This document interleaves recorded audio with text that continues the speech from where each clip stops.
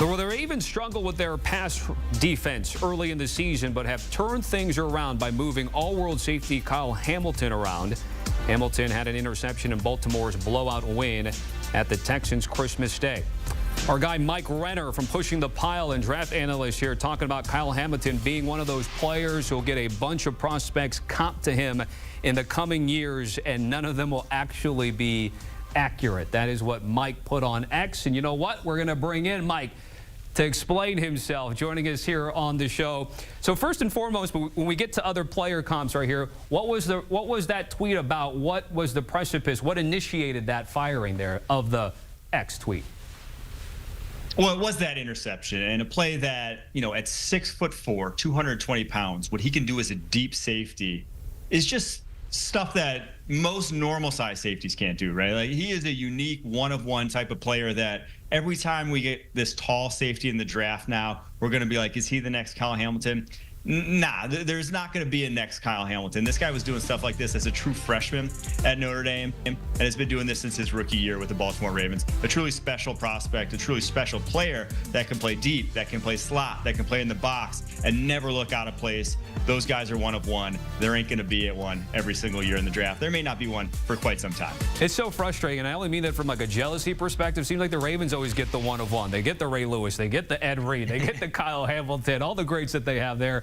And just another one for a terrific organization, which has done it for a while. All right, let's get to some of the comps here. Nickwerry here from South Carolina. Can he be compared to Kyle Hamilton coming into the draft?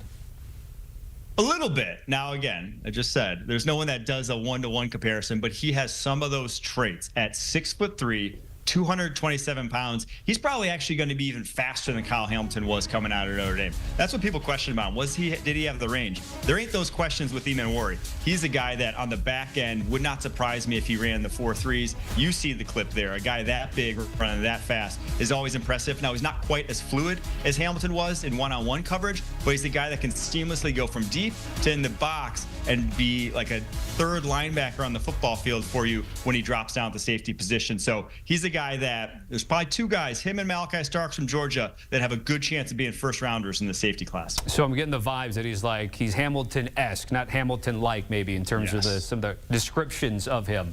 Shedeur Sanders is a hot talked about player a lot here. What's the pro comp for him, Mike?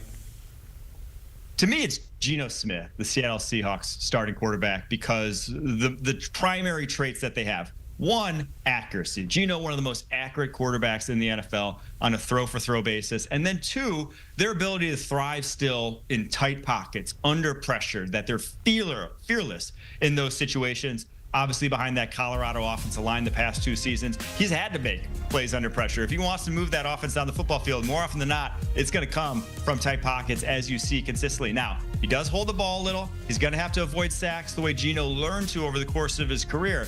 But Geno was obviously a little bit of a project coming out of West Virginia and only learned it as he developed. With Shedeur, we've already seen development from his first year as a starter at Colorado to his second. That's always a good sign when projecting the NFL, because there will be some needed continuing development in his profile. And get you out of here with this. What about Ashton Jeanty?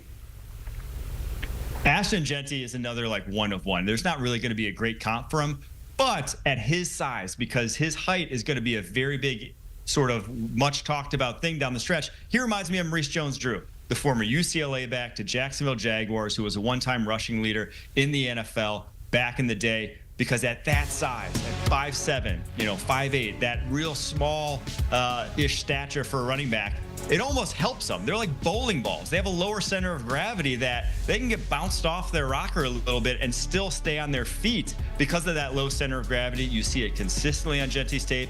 And then, oh, by the way, you get in the open field.